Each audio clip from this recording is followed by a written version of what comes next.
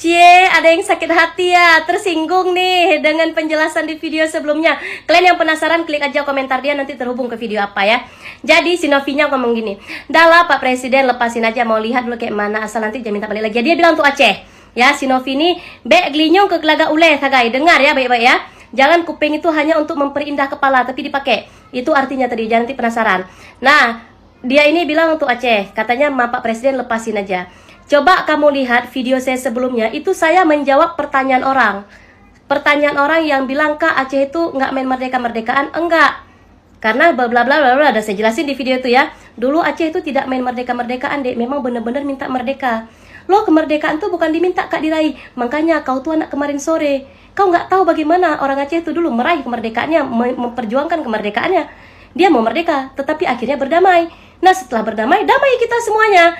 Nah, ketika damai semuanya gini masih ada yang ngejek-ngejek, maka saya jelaskan. Tapi kalau ada komentar orang, "Allah itu banyak orang Aceh," itu mereka, saya kan tidak.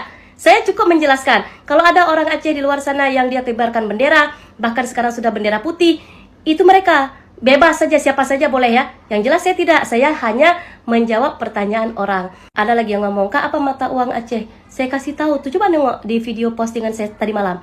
Saya kasih lihat tuh mata uang Aceh itu sudah pernah jumpa, karena saya ketemu dengan orang yang jaga makamnya Malikul Saleh di Gedung. Kami punya mata uang, tapi ketika bergabung dengan Indonesia, maka mata uangnya rupiah. Saya kasihan, nilai sejarah kalian jelek kali. Mungkin kalian tuh anak kelahiran tahun berapa, saya nggak tahu. Cuman sekarang ikut-ikutan, aduh gobloknya kelihatan. Masa dia bilang gini, kemerdekaan itu Kak ya bukannya diminta, tapi diperjuangkan.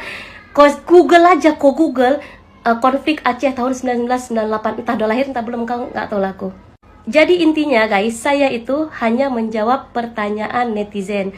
Nah, ketika dijawab sakit hati kan, sedeng. Dan nanti ada lagi yang komen, "Kak, nggak pantas loh lagi keadaan situasi gini kita ngomong merdeka." Aku nggak ngomong merdeka, kalian yang ngomong merdeka di komentar-komentar. Aku cuman jawab. Aduh.